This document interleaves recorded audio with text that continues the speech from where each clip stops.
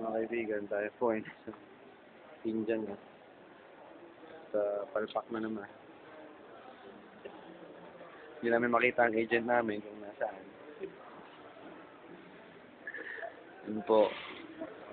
Buti pinapasok kami, ang init sa labas eh.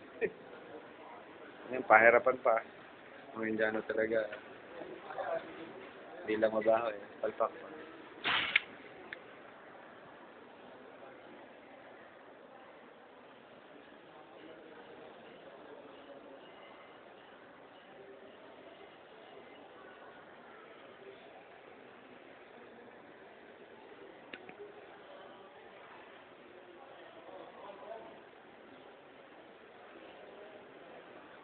Mga panis din.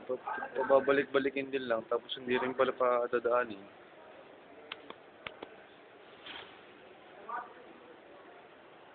Ito mo, itong kinusap na ulit dun. Pinarang na naman.